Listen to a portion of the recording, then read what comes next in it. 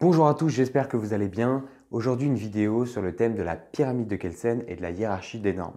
Pourquoi ce thème? Parce que c'est un thème extrêmement important de la première année de droit, pour deux raisons. La première raison, c'est que c'est un thème qui fait très souvent l'objet d'examens de partiels, notamment en dissertation, mais également en cas pratique et en commentaire d'arrêt. Et puis la deuxième raison, c'est que tout simplement ce thème servira de base à tout ce que vous allez voir dans la suite de vos études de droit. Toutes les matières que vous allez apprendre, par exemple le droit des personnes, le droit du travail, commence toujours par une partie intitulée « Les sources du droit ». Si vous ne comprenez pas la hiérarchie des normes et la pyramide de Kelsen, ça sera très compliqué pour vous d'avoir les bases suffisantes pour comprendre le reste des cours. Alors qu'est-ce qu'on va voir dans cette vidéo? D'abord, on va voir la définition de la hiérarchie des normes et de la pyramide de Kelsen. Ensuite, on va voir quelles sont les normes qui composent cette hiérarchie des normes. Et enfin, on verra quels sont les organes qui vont venir contrôler, s'assurer de l'effectivité, du respect de cette hiérarchie des normes. Bref, on va voir tout ce qu'il faut savoir pour obtenir une bonne note à vos examens. Je pense qu'on a suffisamment vu ma tête. On va passer au slide. C'est parti.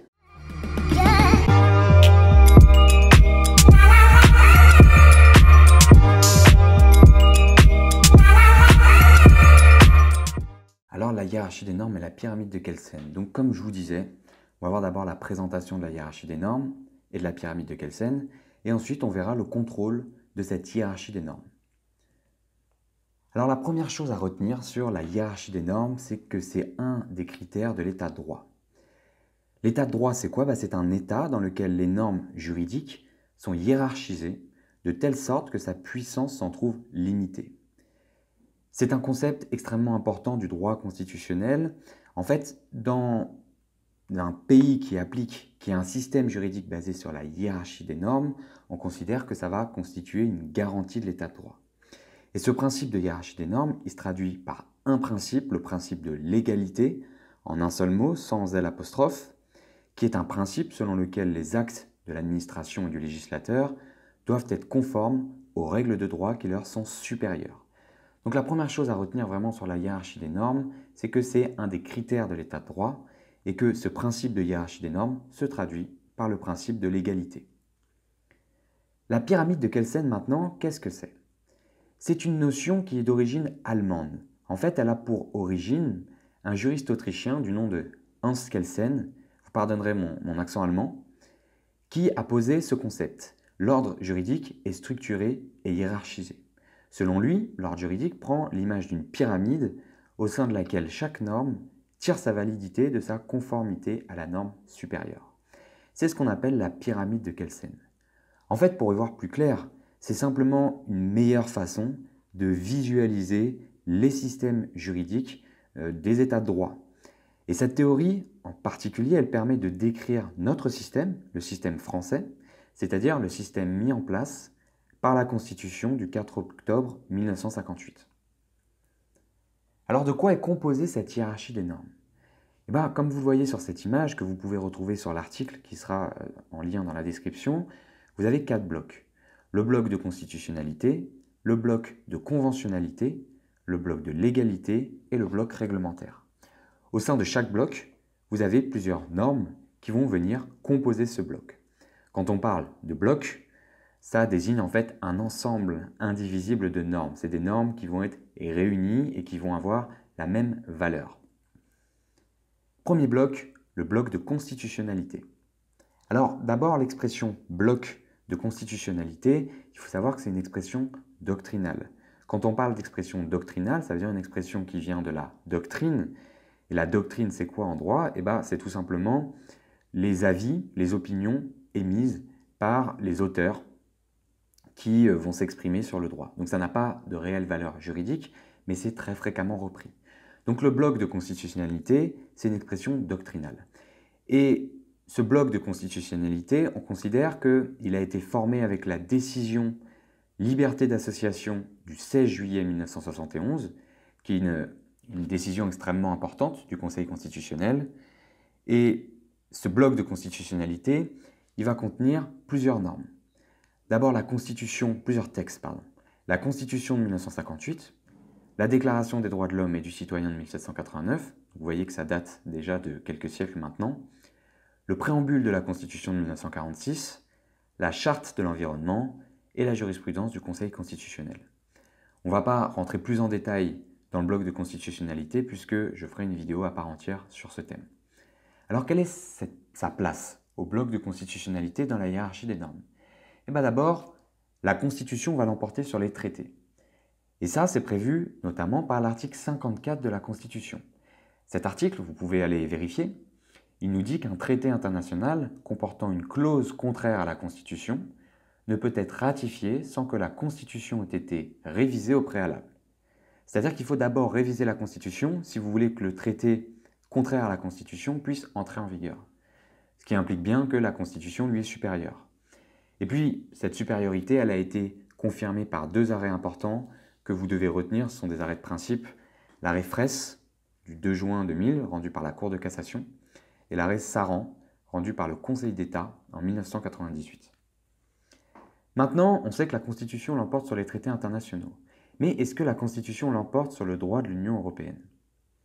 Ce qu'il faut savoir d'abord, c'est que les traités qui forment le droit de l'Union européenne, on appelle ça le droit primaire. Et ce droit primaire, ces traités qui forment le droit de l'Union européenne, ils ont une particularité, c'est qu'ils vont s'intégrer à l'ordre juridique interne. Concrètement, ces traités internationaux, ils vont permettre aux instances de l'Union européenne d'édicter des normes par le biais de directives et de règlements. On va appeler ça le droit dérivé, et ces directives et ces règlements vont être applicables dans le droit interne, c'est-à-dire dans le droit français, sous réserve du respect de certaines conditions. Là où c'est important de savoir ça, c'est qu'il y a deux conceptions qui s'opposent. D'abord, vous avez la conception de la Cour de justice de l'Union européenne. Conception qu'elle a notamment révélée dans l'arrêt avec un nom le plus compliqué de l'histoire du droit, je vous laisse le lire, c'est cet arrêt, et qui date du 17 décembre 1970. Alors, selon cet arrêt, la Cour de justice de l'Union européenne nous dit que le droit constitutionnel des États doit s'incliner devant le droit dérivé. En fait, le droit dérivé prime sur la Constitution des États membres, selon la Cour de justice de l'Union européenne. Mais le Conseil constitutionnel juge, lui, qu'une loi qui va transposer une directive peut être censurée si elle heurte une règle ou un principe inhérent à l'identité constitutionnelle de la France. Je répète, une loi dite de transposition qui va transposer une directive peut être censurée si elle heurte une règle ou un principe inhérent à l'identité constitutionnelle de la France, sauf à ce que le constituant y ait consenti. C'est une décision du Conseil constitutionnel du 27 juillet 2006. Pour mieux comprendre, vous avez une blague là que je trouve qui résume assez bien la situation. Donc c'est sur le compte Instagram de Même de droit, qui nous dit une norme internationale ne peut pas se trouver au sommet de la hiérarchie des normes. L'Union européenne nous dit ben si. Ça marque justement la différence de conception entre la Cour de justice de l'Union européenne, qui elle considère que dans sa pyramide de Kelsen à elle, les directives et les règlements sont tout en haut, alors que pour le Conseil constitutionnel, ce n'est pas le cas. Deuxième bloc, le bloc de conventionnalité. Alors, ce bloc, il est composé des traités internationaux et du droit de l'Union européenne. Et quelle est sa place dans la hiérarchie des normes? Eh bien, les traités internationaux sont supérieurs aux lois internes. De même, que le droit primaire et que le droit dérivé. Et ça résulte de plusieurs textes et décisions. D'abord, l'article 55 de la Constitution, qui nous dit clairement que les traités priment sur la loi française, et cette supériorité, elle a été confirmée par deux arrêts importants, l'arrêt Fraisse et l'arrêt Saran, que nous avons déjà vu. Et là, je suis chauffé, je vous ai fait une illustration étonnante qui vous permettra de bien comprendre que globalement, le bloc de conventionnalité est au-dessus des lois et des règlements. Troisième bloc, le bloc de légalité. Alors ce bloc de légalité, il comprend plusieurs types de lois. Les lois ordinaires, les lois organiques, les lois référendaires et les ordonnances de l'article 38 de la Constitution. Je ne vais pas les définir ici dans la vidéo, vous avez la définition dans l'article que vous pouvez retrouver en lien, mais retenez simplement que ce bloc de légalité comprend plusieurs types de lois. Quatrième bloc, le bloc réglementaire. Alors qu'est-ce que le règlement déjà? Le règlement, dites-vous que c'est comme la loi, c'est la même chose, sauf que ça émane du pouvoir exécutif, c'est-à-dire du gouvernement, et non du pouvoir législatif, c'est-à-dire du Parlement composé de l'Assemblée nationale et du Sénat. C'est une innovation en fait de notre Constitution, de la Constitution de 1958. C'est-à-dire que dans notre système prévu par la Constitution de 1958, on va avoir des normes réglementaires, le règlement, qui vont devenir des normes de droit commun, et les normes législatives qui vont devenir des normes d'exception, et ça c'est prévu par l'article 34 de la Constitution. Je vais vous expliquer. Alors, ce qu'il faut savoir, c'est qu'en fait, vous avez l'article 34 de la Constitution qui énumère plusieurs domaines. C'est des domaines qui vont être limitativement énumérés. Dans ces domaines-là, la loi soit fixe les règles, soit détermine simplement les principes fondamentaux. Je vous invite à lire l'article 34. Ce qui signifie que la loi, c'est-à-dire ce qui va être voté par le Parlement, ne peut intervenir que dans des domaines limitativement énumérés. Pour tout ce qui n'est pas énuméré à l'article 34, ce n'est plus le Parlement qui est compétent, mais c'est le gouvernement, le pouvoir exécutif. Et on va parler de règlements autonomes, prévus par l'article 37 de la Constitution. Donc vous voyez ici qu'il y a un partage en fait du pouvoir de faire des lois entre le pouvoir exécutif et le pouvoir législatif. Et donc tous les domaines non évoqués à l'article 34 relèvent du pouvoir réglementaire autonome. Par opposition au règlement d'application, on va avoir un schéma juste après pour que vous compreniez bien, le règlement d'application permet lui de rendre applicable une loi qui va nécessiter des dispositions d'application. Prenons un schéma pour mieux comprendre. Le pouvoir exécutif est compétent pour prendre des règlements autonomes qui sont comme des lois dans tous les domaines qui ne sont pas énumérés à l'article 34. Le pouvoir législatif, lui, va pouvoir prendre des lois dans tous les domaines qui figurent à l'article 34 de la Constitution. Mais parfois, les lois vont avoir besoin de précision, vont avoir besoin d'être précisées. C'est fréquemment le cas, notamment en droit du travail. Je vais prendre un exemple, alors je ne sais même pas si c'est un exemple réel, mais c'est pour vous permettre de comprendre. Imaginez par exemple le cas d'une rupture conventionnelle en droit du travail. Une rupture conventionnelle, vous savez que c'est le moyen de mettre fin à un contrat d'un commun accord. Imaginez, un délai de rétractation est prévu d'une certaine durée. La loi va par exemple pouvoir prévoir que cette durée du délai de rétractation, elle va être précisée par un décret d'application, un règlement d'application, et c'est là qu'intervient le pouvoir exécutif. Donc le règlement d'application sert à préciser une loi qui a été initialement prise par le pouvoir législatif, c'est-à-dire par le Parlement, alors que le règlement autonome est directement pris par le pouvoir exécutif. Et la loi et le règlement autonome, ces deux-là, en fait, forment ce qu'on appelle la loi avec un grand L. Alors maintenant qu'on a vu ce que c'était que la hiérarchie des normes, la pyramide de Kelsen, on a vu quelles étaient les normes qui composaient cette hiérarchie. Il va falloir s'assurer de l'effectivité de cette hiérarchie des normes. Il va falloir en fait s'intéresser aux organes qui vont s'assurer du respect de cette hiérarchie des normes. Les organes qui vont venir contrôler que chaque norme qui est inférieure respecte la norme supérieure. Alors le contrôle de la hiérarchie des normes. Le contrôle de la hiérarchie des normes, il va être assuré par plusieurs organes. Le Conseil constitutionnel d'abord, mais pas seulement.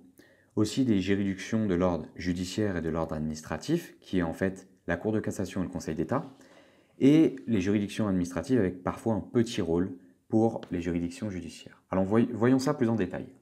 Le premier contrôle, qui est le contrôle le plus important, le contrôle de constitutionnalité.